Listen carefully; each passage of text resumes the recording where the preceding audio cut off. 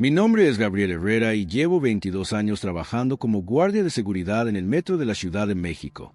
22 años recorriendo los mismos túneles, vigilando las mismas estaciones, tratando con los mismos problemas de siempre. Borrachos, vendedores ambulantes, carteristas, a veces algún tipo agresivo que necesita ser calmado. Después de más de 2 décadas en este trabajo, creí que había visto absolutamente todo lo que podía ocurrir en el subterráneo más grande de América Latina. Creí que nada me sorprendería, que todo tenía una explicación lógica y racional, que las historias que contaban los trabajadores nocturnos sobre cosas extrañas en los túneles no eran más que supersticiones de gente cansada y aburrida. Yo era un hombre de ciencia, de lógica, de procedimientos. Hasta aquella noche de noviembre del 2024, cuando conocí algo que destruyó completamente mi visión del mundo. Trabajaba el turno nocturno de la Línea 2, específicamente en el tramo entre las estaciones Pino Suárez y Zócalo. Es uno de los recorridos más antiguos del sistema, inaugurado en los años 70, con túneles estrechos y estaciones que han visto pasar millones de personas a lo largo de décadas. Durante el día es un caos absoluto, miles de pasajeros empujándose, corriendo, gritando.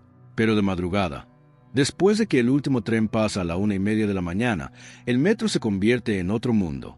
Un mundo de silencio pesado, de ecos distorsionados, de oscuridad apenas interrumpida por las luces de emergencia.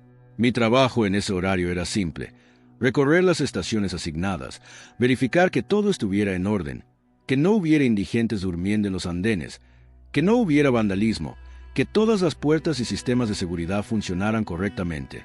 Normalmente lo hacía con mi compañero, Ernesto Vega, un tipo de unos 40 años que llevaba 10 años en el metro y con quien había desarrollado una buena amistad de trabajo.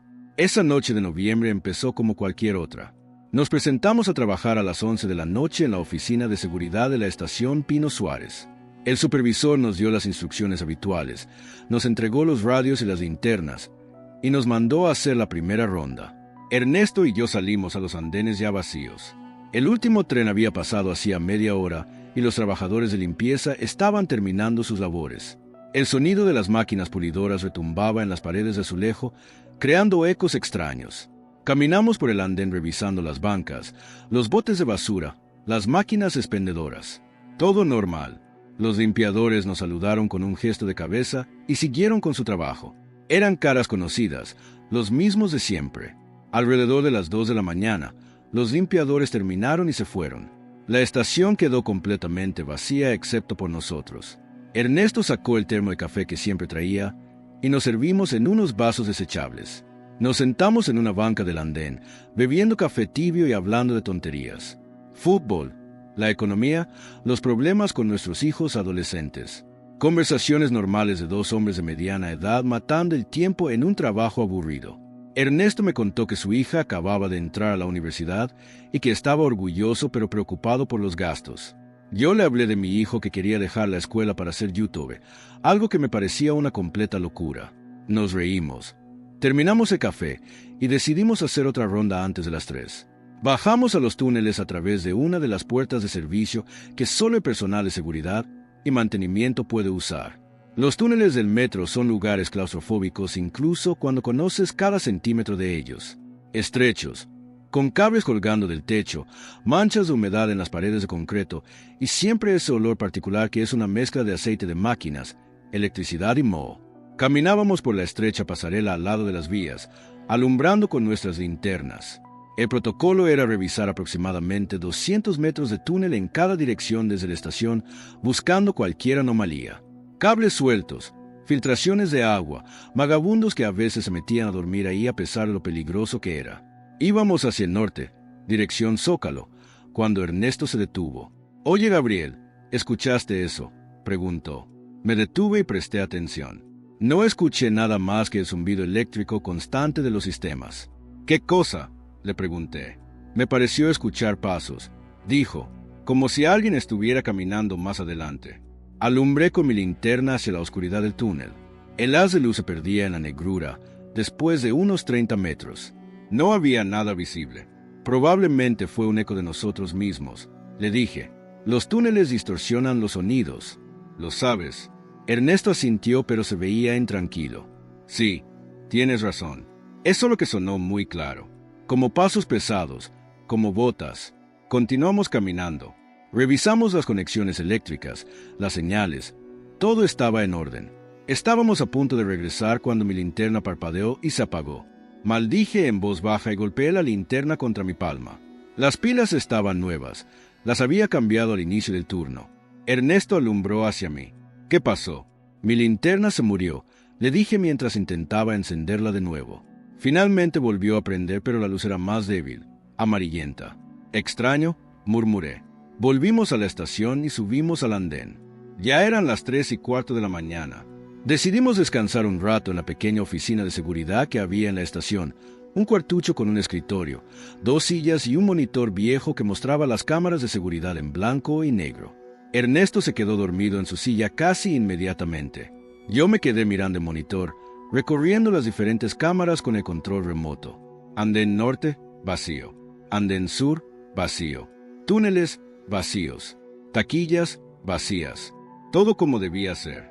Estaba a punto de cerrar los ojos cuando algo en el monitor llamó mi atención. En la cámara del túnel norte, justo al límite de lo que la cámara podía captar, había algo. Una sombra. Una forma oscura que parecía moverse. Presioné el botón para hacer zoom, pero la imagen era demasiado granulada. Me incliné más cerca del monitor. La sombra se movía definitivamente. Se acercaba hacia la estación. Desperté a Ernesto de un codazo. «Mira esto», le dije señalando el monitor. Él se restregó los ojos y miró. «¿Qué es eso?» «No sé», respondí. «Parece alguien caminando en el túnel. Pero eso es imposible. Nosotros acabamos de revisar esa área». Tomamos nuestras linternas y radios y salimos corriendo hacia el andén. Bajamos de nuevo al túnel por la puerta de servicio y comenzamos a caminar rápidamente hacia el norte, alumbrando con nuestras linternas. Ernesto llamó por el radio. «Control, aquí unidad 7. Reportamos posible intruso en túnel norte de Pino Suárez. Solicitamos apoyo». La voz del despachador sonó medio dormida. «Recibido, unidad 7. Verificando». Caminamos unos 100 metros, pero no vimos nada. Nadie. Ninguna señal de que alguien hubiera estado ahí. Las vías estaban vacías, las paredes intactas. No había basura fresca ni señales de presencia humana reciente. Ernesto me miró confundido. «¿Estás seguro de que viste algo en la cámara?» «Completamente seguro», le respondí. Había algo moviéndose. Volvimos a la estación y revisamos de nuevo el monitor. Rebobiné la grabación. Ahí estaba, claramente visible en la grabación, una forma oscura moviéndose por el túnel. Pero cuando habíamos ido a investigar no había nada. El control nos llamó por radio diciendo que habían revisado las otras cámaras y no había señales de intrusos en ninguna parte del sistema.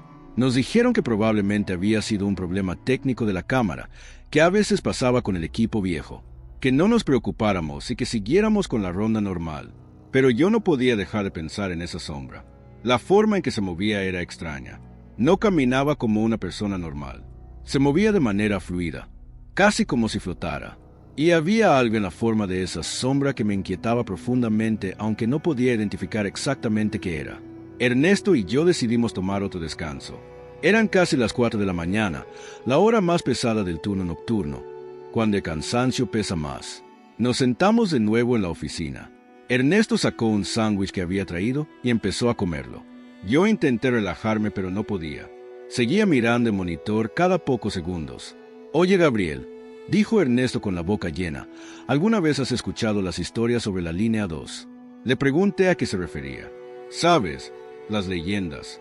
Los trabajadores veteranos cuentan que esta línea está construida sobre un antiguo cementerio prehispánico, que cuando excavaron los túneles en los años 70 encontraron restos humanos, tumbas, ofrendas, y que desde entonces pasan cosas raras.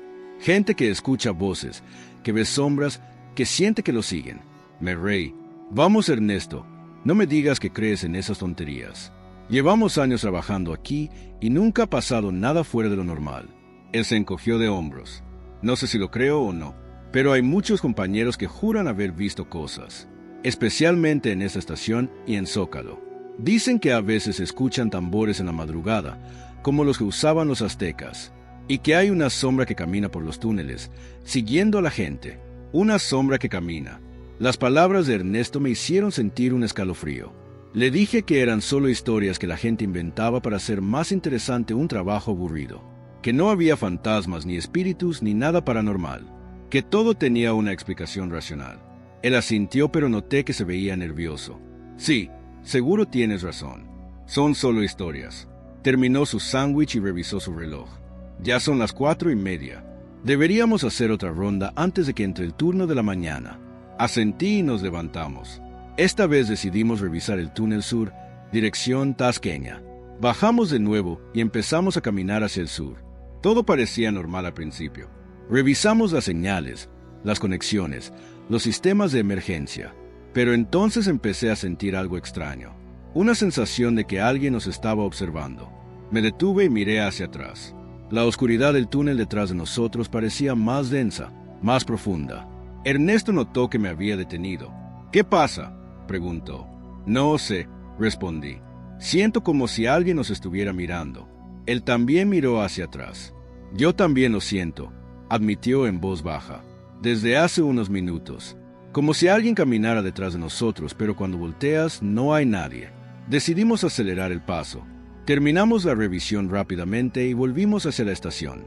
Pero esa sensación no desaparecía. De hecho, se intensificaba. Era como si algo nos siguiera justo fuera del alcance de nuestras linternas. Podía escuchar algo también. Un sonido muy sutil, como el roce de tela contra las paredes del túnel, como pasos amortiguados. Me detuve abruptamente y me di vuelta, alumbrando con mi linterna hacia atrás. Por una fracción de segundo, justo en el borde de la luz, vi algo. Una figura, una sombra más oscura que la oscuridad que la rodeaba. Alta, de forma vagamente humana pero distorsionada, como si estuviera estirada verticalmente, y luego desapareció. Simplemente se desvaneció en la negrura. Ernesto también la había visto. Su respiración se volvió agitada. «Gabriel, dime que tú también viste eso. Dime que no me lo estoy imaginando». «Lo vi», respondí con voz tensa. Había algo ahí.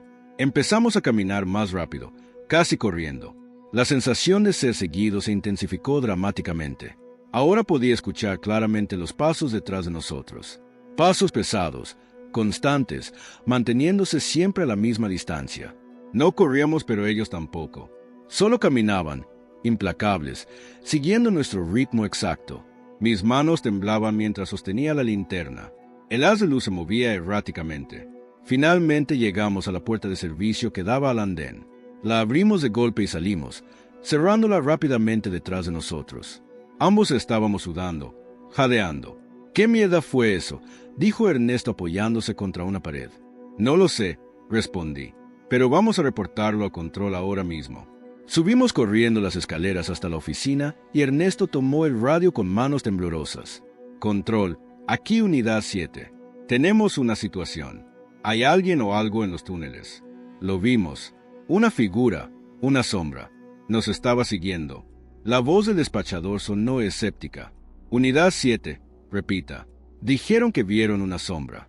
«Afirmativo», respondió Ernesto. «Ambos la vimos. No es una falla técnica. Hay algo ahí abajo». Hubo un largo silencio en el radio. Luego el despachador respondió. «Unidad 7, mantengan su posición. Vamos a enviar a otra unidad para que revise con ustedes. No bajen solos al túnel».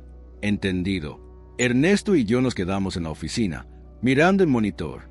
Revisé todas las cámaras del túnel, pero no mostraban nada. Solo oscuridad y vías vacías. Pero yo sabía lo que había visto. Ernesto también lo sabía. Ninguno de los dos estaba alucinando. Esa cosa, esa sombra, había estado ahí, real y tangible. O al menos tan real como algo así podía ser. La otra unidad llegó 20 minutos después. Eran 2 compañeros de la estación Zócalo, tipos que conocíamos. Les explicamos lo que había pasado. Ellos intercambiaron miradas, pero acordaron bajar con nosotros a revisar. Los 4 bajamos al túnel, ahora con más linternas y mejor iluminados. Recorrimos todo el tramo que habíamos caminado antes. No encontramos nada, ninguna señal de presencia. Las vías estaban vacías, las paredes intactas. Uno de los compañeros de Zócalo dijo que probablemente habíamos visto el reflejo de nuestras propias luces creando sombras en las paredes, que el cansancio y la oscuridad podían jugar malas pasadas a la mente. Ernesto intentó protestar, pero yo le puse una mano en el hombro. «Déjalo», le dije. «No van a creer». Volvimos a la superficie. Los compañeros de Zócalo se fueron no sin antes hacer algunos comentarios burlones sobre fantasmas y espíritus. Ernesto y yo nos quedamos solos de nuevo. Nos miramos en silencio. Ambos sabíamos que lo que habíamos visto era real. No importaba lo que dijeran los demás. El resto del turno transcurrió sin más incidentes. A las 6 de la mañana empezaron a llegar los primeros trabajadores preparando las estaciones para el inicio del servicio. A las 7 en punto nos relevaron y pudimos irnos. Salimos a la calle y la luz del día nos cegó momentáneamente. La ciudad ya estaba despertando. El tráfico empezaba a congestionarse. La gente caminaba apresurada hacia sus trabajos. Todo tan normal, tan cotidiano. Era difícil creer que bajo nuestros pies, en esos túneles oscuros, había algo que no debería existir. Ernesto y yo nos despedimos en la entrada del metro. Nos vemos mañana, dijo. Sí, respondí. Y Ernesto, no le cuentes a nadie más sobre esto. Van a pensar que estamos locos. Él asintió. Tienes razón. Pero Gabriel, yo sé lo que vi. Y sé que tú también lo viste. No estamos locos. Lo sé, le dije. Créeme, lo sé. Nos separamos y cada uno tomó su camino a casa. Durante todo el trayecto en el autobús no pude dejar de pensar en esa sombra, en la forma en que se movía, en cómo nos seguía manteniendo siempre la misma distancia, como si estuviera estudiándonos, como si tuviera algún propósito específico. Llegué a mi departamento en la colonia Narvarte y encontré a mi esposa, Lucía, preparando el desayuno. Me preguntó cómo había estado el turno. Le dije que tranquilo, normal. No le conté nada sobre la sombra. No quería preocuparla y además sabía que no me creería. Desayuné sin mucho apetito, me di una ducha y me acosté a dormir. Pero no pude. Cada vez que cerraba los ojos veía esa figura oscura, esa sombra más negra que la noche. Pasé el día dando vueltas en la cama, medio dormido, con pesadillas fragmentadas. Soñé que caminaba por los túneles del metro y que la sombra me seguía cada vez más cerca. Que cuando finalmente me alcanzaba y yo me daba vuelta para verla de frente, no tenía rostro, solo oscuridad, oscuridad pura y vacía. Desperté sudando a las 4 de la tarde. Lucía había salido a hacer compras. Me preparé un café cargado y me senté en la sala mirando por la ventana. Las calles estaban llenas de vida. Niños jugando fútbol, vendedores ambulantes ofreciendo sus productos, perros callejeros buscando comida. Vida normal. Pero yo ya no me sentía parte de ese mundo normal. Sentía que algo había cambiado en mí la noche anterior, como si al ver esa sombra, al ser seguido por ella, hubiera cruzado algún umbral invisible que no podía volver a cruzar. Esa noche volví al trabajo con una mezcla de temor y determinación. Tenía que saber qué era esa cosa. Si era real o si Ernesto y yo habíamos compartido algún tipo de alucinación colectiva causada por el cansancio. Llegué a la estación Pino Suárez y encontré a Ernesto ya ahí. Se veía tan mal como yo me sentía. Ojeras profundas, cara pálida, manos temblorosas. ¿Dormiste algo?, le pregunté. Casi nada, respondió. No podía dejar de pensar en eso, en esa cosa que nos siguió. Gabriel, he estado investigando. Le pregunté qué había encontrado. Me contó que había hablado con trabajadores veteranos del metro, tipos que llevaban 30 o 40 años ahí. Varios le habían confirmado que las historias sobre la línea 2 eran reales, que muchos trabajadores habían reportado experiencias similares a lo largo de los años. Sombras que se movían por los túneles, sonidos inexplicables, sensaciones de ser observados o seguidos. Algunos incluso habían renunciado por eso. Un viejo trabajador de mantenimiento le había contado a Ernesto sobre un incidente en 1983. Un guardia de seguridad llamado Tomás Reyes había desaparecido durante su turno nocturno. Lo encontraron 3 días después en uno de los túneles de servicio, catatónico, murmurando incoherencias sobre una sombra que lo perseguía. Nunca se recuperó mentalmente y pasó el resto de sus días en una institución psiquiátrica. El caso había sido clasificado como un colapso nervioso, pero muchos trabajadores creían que había visto algo en esos túneles, algo que le había roto la mente. La historia me puso la piel de gallina. No quería terminar como Tomás Reyes. Comenzamos el turno intentando actuar con normalidad. Hicimos las rondas habituales, revisamos las estaciones, verificamos los sistemas. Pero ambos estábamos en alerta máxima, esperando, temiendo que esa cosa apareciera de nuevo. Las primeras horas transcurrieron sin incidentes. Tomamos café alrededor de las 2 de la mañana, pero ninguno de los dos tenía apetito para comer nada. A las 3 decidimos bajar a los túneles para hacer la revisión rutinaria. Esta vez llevamos linternas adicionales y nos aseguramos de que nuestros radios funcionaran perfectamente. También acordamos no separarnos bajo ninguna circunstancia. Bajamos al túnel norte, el mismo donde la noche anterior habíamos visto la sombra por primera vez. La oscuridad parecía más densa esta vez, más opresiva. Nuestras linternas apenas penetraban unos metros adelante. Caminábamos despacio, alumbrando hacia todos lados, prestando atención a cada sonido. El zumbido eléctrico habitual del metro parecía más fuerte, casi como si los cables cantaran con una frecuencia ligeramente diferente. Y entonces empezó de nuevo, esa sensación de ser observados, de ser seguidos. Me detuve y me di vuelta rápidamente, alumbrando hacia atrás. No había nada, solo el túnel vacío extendiéndose hacia la oscuridad. Ernesto susurró: «La sientes también, ¿verdad? La presencia». Asentí. «Está aquí. Está detrás de nosotros».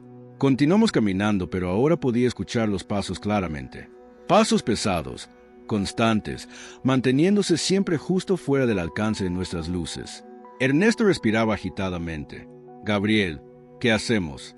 «Seguimos adelante», respondí tratando de sonar más valiente de lo que me sentía. «No podemos mostrarle miedo.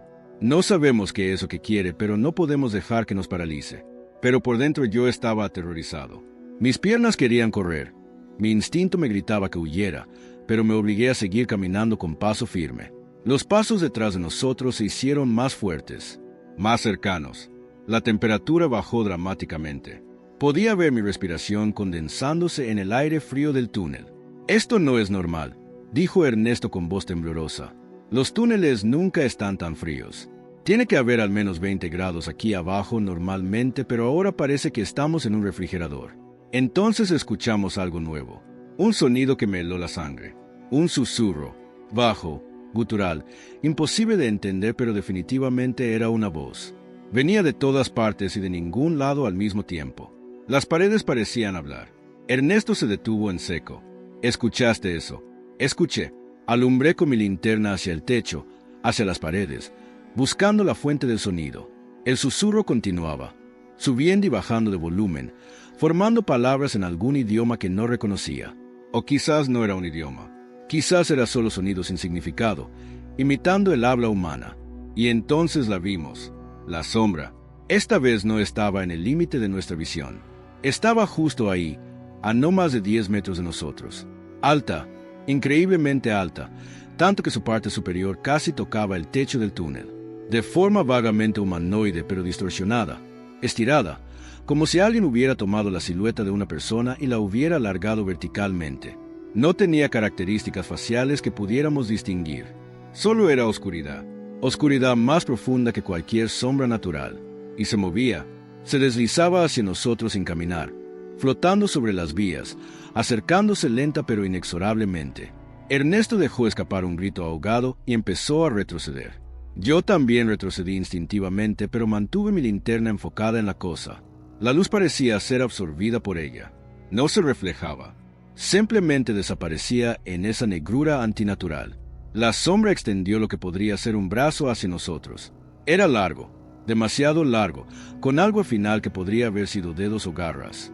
«Gabriel, tenemos que irnos», gritó Ernesto. «Ahora». Nos dimos vuelta y corrimos. Corrimos tan rápido como pudimos por el estrecho pasillo al lado de las vías. Detrás de nosotros escuchábamos ese sonido horrible, ese susurro convertido ahora en algo parecido a un jadeo o un gemido. Y los pasos, esos pasos pesados siguiéndonos. Corría sin mirar atrás, con el corazón martillándome en el pecho, los pulmones ardiendo. La linterna se movía salvajemente en mi mano, creando sombras enloquecidas en las paredes. Ernesto corría a mi lado, tropezando ocasionalmente pero manteniéndose en pie. El sonido detrás de nosotros se hacía más fuerte. La cosa nos estaba alcanzando. Podía sentir su presencia cada vez más cerca, como una presión en mi espalda, como dedos fríos rozando mi cuello. Finalmente vimos adelante la luz de la estación. La puerta de servicio. 20 metros. 15. 10. Llegamos y yo agarré la manija intentando abrirla. Estaba atascada. No, grité mientras forcejeaba con la puerta. Ernesto se unió a mí y juntos empujamos con toda nuestra fuerza. La puerta finalmente cedió y nos lanzamos hacia el andén, cerrándola de golpe detrás de nosotros. Nos quedamos ahí tirados en el suelo del andén, jadeando, temblando. Podía escuchar mi pulso retumbando en mis oídos. Después de un largo momento logré ponerme de pie y ayudé a Ernesto a levantarse. Estaba pálido como un muerto, sudando profusamente. Nos miramos sin decir nada. ¿Qué podíamos decir? Acabábamos de ser perseguidos por algo que no debería existir. Algo que desafiaba toda lógica y razón. Ernesto finalmente habló con voz ronca. No vuelvo a bajar ahí. No me importa si me despiden. No vuelvo a esos túneles nunca más. No podía culparlo. Yo mismo estaba considerando lo mismo. Subimos a la oficina y llamamos a control por radio. Les dijimos que había habido una emergencia, que necesitábamos hablar con el supervisor de turno inmediatamente. El supervisor llegó media hora después. Un hombre gordo y malhumorado llamado Martínez que claramente no estaba contento de haber sido sacado de su cama. Le contamos todo. Sobre la sombra, sobre cómo nos había perseguido, sobre los sonidos, el frío. Él nos escuchó con una expresión cada vez más escéptica. Cuando terminamos, suspiró pesadamente. Miren muchachos, entiendo que el turno nocturno puede ser estresante. La oscuridad, el silencio, juegan con la mente, pero lo que me están contando suena a que necesitan un descanso. Voy a recomendarles unos días de licencia. Ernesto protestó. No estamos locos. No nos lo imaginamos. Esa cosa es real. Martínez levantó una mano. No estoy diciendo que estén locos. Estoy diciendo que están cansados y estresados. Tómense unos días libres. Vayan con sus familias. Descansen. Y si los síntomas continúan, consideren hablar con un profesional. Nos despidió así, como si fuéramos niños asustados que habían visto monstruos bajo la cama. Ernesto y yo nos quedamos solos en la oficina. Miré el reloj. Eran las 5 de la mañana. Todavía faltaban 2 horas para el final del turno, pero ninguno de los dos podía imaginar quedarnos ahí ni un minuto más. Decidimos irnos. Que nos multaran o nos despidieran si querían. No nos importaba. Salimos de la estación y caminamos sin rumbo por las calles vacías del centro histórico. El Zócalo estaba desierto a esa hora. Solo algunos barrenderos limpiando las calles.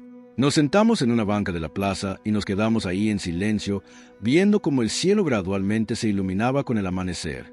Ernesto finalmente habló. ¿Qué crees que era eso, Gabriel? ¿Qué era esa cosa? No lo sé, respondí honestamente.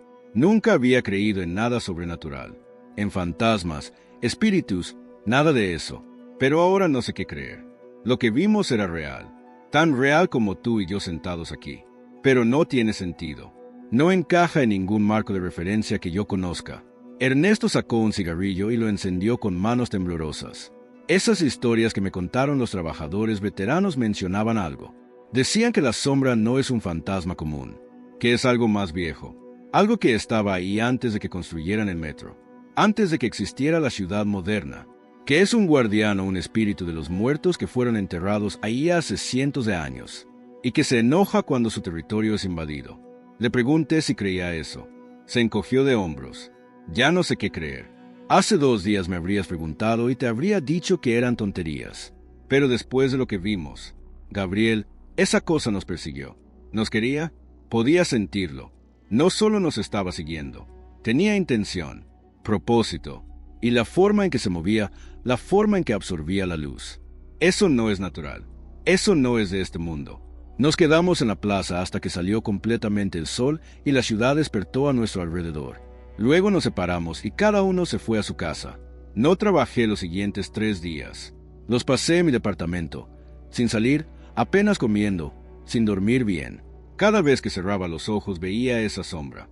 La sentía cerca, como si hubiera creado algún tipo de conexión con ella al verla, al ser perseguido por ella.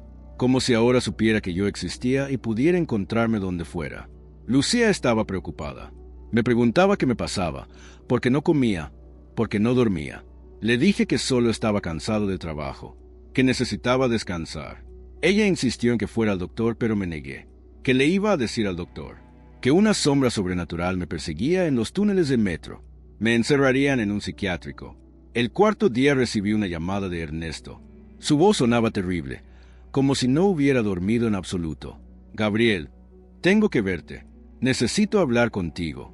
Es urgente. Quedamos de vernos en un café cerca de su casa en la colonia Doctores. Cuando llegué lo encontré esperándome en una mesa del fondo. Se veía peor de lo que sonaba por teléfono. Había perdido peso. Tenía ojeras profundas. Las manos le temblaban constantemente. Se sentó y me miró con ojos desesperados. Gabriel, no puedo más. Esa cosa me está siguiendo. No solo en el metro. Aquí afuera también. La veo en las esquinas, en los reflejos de las ventanas, en las sombras de mi casa. Está siempre ahí, observándome, esperando. Mi familia piensa que estoy perdiendo la cabeza. Mi esposa quiere que vaya al psiquiatra. Pero yo sé que es real. Tú lo sabes también. Tenemos que hacer algo. Le pregunté qué proponía. No lo sé, dijo. Por eso te llamé. Pensé que tal vez juntos podríamos averiguar qué es y cómo detenerla. He estado investigando más. Hablé con un antropólogo de la UNAM que estudia las culturas prehispánicas. Le conté la historia sin mencionar que nos había pasado a nosotros, haciéndola sonar como un relato que había escuchado. Él me dijo algo interesante. Dijo que en la cosmología azteca existían entidades llamadas Lacahuehue, espíritus ancianos que guardaban los lugares sagrados y los cementerios. Eran descritos como sombras que caminaban y que podían seguir a aquellos que profanaban los sitios sagrados. Le pregunté cómo se podía apaciguar a uno de estos espíritus. Me dijo que tradicionalmente se dejaban ofrendas de copal, flores y alimentos en el lugar donde habitaban. Miré a Ernesto escépticamente. Está sugiriendo que dejemos ofrendas en el túnel del metro, para una sombra que probablemente quiere matarnos. Él asintió desesperadamente. ¿Qué otra opción tenemos? No podemos seguir así. Esto nos está destruyendo. Si hay aunque sea una posibilidad de que funcione, tenemos que intentarlo. Pensé en ello. Era ridículo, completamente irracional. Pero entonces, todo lo que había pasado era irracional. Si esa cosa podía existir, si las sombras podían cobrar vida y perseguir gente, entonces quizás las antiguas formas de lidiar con ellas también podían funcionar. Está bien, dije finalmente. Lo intentaremos. Pero necesitamos planear esto cuidadosamente. No podemos simplemente bajar ahí sin preparación. Pasamos el resto del día planeando. Ernesto había conseguido copal de una tienda de hierbas y plantas medicinales. Yo compré flores, específicamente cempasúchil, las flores naranjas tradicionales que se usan en el Día de Muertos. También conseguimos algo de comida, pan, frutas, chocolate, todo lo que el antropólogo había mencionado como ofrendas apropiadas. Decidimos hacerlo esa misma noche. Mientras más esperáramos, peor sería.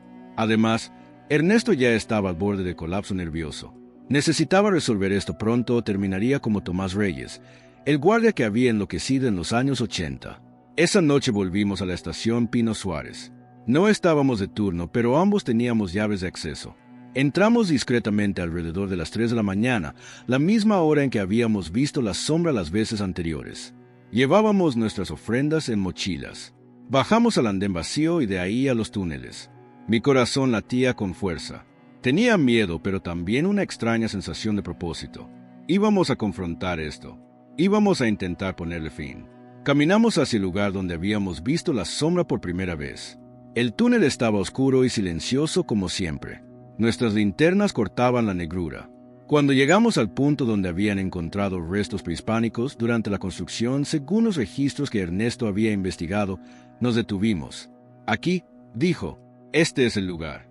Sacamos las ofrendas y las colocamos cuidadosamente en el suelo al lado de las vías. Las flores, el pan, las frutas, el chocolate. Ernesto encendió el copal y el humo aromático comenzó a llenar el túnel.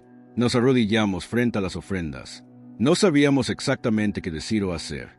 No éramos sacerdotes ni chamanes. Solo dos hombres desesperados intentando hacer las paces con algo que no comprendían. Ernesto habló primero, con voz temblorosa. Espíritu de este lugar, guardián de los antiguos, venimos en paz. No queríamos profanar tu hogar. Solo hacemos nuestro trabajo. Te traemos estas ofrendas con respeto. Por favor, déjanos en paz. Me sentí ridículo arrodillado ahí, hablándole a la oscuridad, pero añadí mis propias palabras. Respetamos este lugar y a aquellos que descansan aquí. Por favor, acepta nuestras ofrendas. Nos quedamos ahí en silencio durante varios minutos. El humo del copal se elevaba en volutas hacia el techo del túnel. Y entonces la sentimos. La presencia. Estaba ahí. La temperatura bajó dramáticamente. Nuestra respiración se volvió visible en el aire frío. Me obligué a no mirar hacia atrás, a mantener la vista en las ofrendas. Pero podía sentirla. Estaba justo detrás de nosotros. La sombra, más cerca de lo que nunca había estado. Podía escuchar ese susurro de nuevo, ese sonido gutural que no era exactamente una voz, pero que transmitía algo. Emoción quizás. Intención. Ernesto estaba temblando visiblemente a mi lado, pero se mantuvo en su lugar. Y entonces pasó algo extraordinario. El susurro cambió. Se volvió más suave, menos amenazante. Y sentí que la temperatura empezaba a subir gradualmente. La presencia no se fue completamente, pero su naturaleza pareció cambiar. Ya no sentía hostilidad. Sentía algo más. Tristeza quizás. O soledad. Como si esta cosa, esta entidad, no fuera malévola en sí misma, sino simplemente antigua y olvidada, atrapada en este lugar por siglos, reaccionando con ira cuando su territorio era invadido, pero capaz de comprender cuando se le mostraba respeto. Nos quedamos arrodillados durante lo que pareció una eternidad. El copal se consumió completamente. El humo se disipó, y gradualmente, muy gradualmente, la presencia se retiró. No desapareció de golpe, sino que se fue alejando lentamente hasta que finalmente ya no la sentíamos. Ernesto y yo nos miramos. ¿Crees que funcionó?, preguntó. No lo sé, respondí. Pero algo cambió. ¿Lo sentiste también? Él asintió. Sí, se sentía diferente al final. Como si nos entendiera. Como si aceptara las ofrendas. Nos levantamos cuidadosamente y caminamos de vuelta hacia la estación. Esta vez no corrimos. Caminamos con paso normal. Y no sentimos que nos siguieran. El túnel se sentía como un túnel normal. Oscuro sí, pero no amenazante. No opresivo como antes. Salimos a la superficie y nos sentamos en una banca del andén. El primer tren del día pasaría en unas 2 horas. Nos quedamos ahí esperando, sin hablar mucho, cada uno procesando lo que acababa de pasar. Cuando finalmente salió el sol y la estación empezó a llenarse de trabajadores preparando el inicio del servicio, nos fuimos. Nos despedimos en la entrada. Manténme informado, le dije a Ernesto. Si vuelves a sentir algo extraño, si la ves de nuevo, llámame inmediatamente. Él prometió hacerlo. Gracias, Gabriel, por creerme, por ayudarme con esto. Sé que suena loco, pero creo que lo que hicimos funcionó. Creo que la calmamos. Eso espero, le dije. Eso espero. Los días siguientes fueron mejores. Volví al trabajo después de mi licencia y reanudé mis turnos nocturnos. Esta vez con un compañero diferente, ya que Ernesto había pedido ser transferido a turnos diurnos. No lo culpaba. Yo mismo había considerado hacer lo mismo, pero algo me decía que tenía que quedarme. Que después de lo que había pasado, después de haber hecho contacto con esa entidad, tenía algún tipo de responsabilidad de estar ahí, de mantener la paz que habíamos logrado. Las primeras noches fueron tensas. Cada vez que bajaba a los túneles estaba en alerta máxima, esperando sentir esa presencia de nuevo. Pero no pasó nada. Los túneles se sentían normales. Hacía mi trabajo, hacía las rondas, todo transcurría sin incidentes. Pasaron semanas, luego meses. Ocasionalmente volvía al lugar donde habíamos dejado las ofrendas. Siempre llevaba algo pequeño, flores frescas, un poco de copal. A veces solo me quedaba ahí un momento en silencio mostrando respeto. Y la sombra nunca volvió a aparecer, al menos no de manera amenazante. A veces, en las madrugadas más tranquilas, podía sentir una presencia tenue, pero no era hostil. Era más como una conciencia de que no estaba completamente solo en esos túneles, de que algo antiguo habitaba ahí, algo que había estado ahí mucho antes de que el metro existiera y que probablemente estaría ahí mucho después de que dejara de funcionar. Ernesto y yo nos seguimos viendo ocasionalmente. Él estaba mejor. Había recuperado peso, dormía bien de nuevo, ya no veía a sombra siguiéndolo. Su vida había vuelto a la normalidad, pero ambos sabíamos que nunca seríamos los mismos. Habíamos visto algo que la mayoría de la gente nunca vería. Habíamos cruzado un umbral hacia un mundo que existe junto al nuestro pero que raramente se manifiesta. Y esa experiencia nos había cambiado fundamentalmente. Me había hecho cuestionar todo lo que creía saber sobre la realidad, sobre lo que era posible e imposible, sobre la naturaleza de la conciencia y la existencia después de la muerte. Un año después del incidente, un nuevo guardia se unió al equipo nocturno. Un muchacho joven de unos 25 años llamado Roberto. En su segunda semana se acercó a mí nervioso.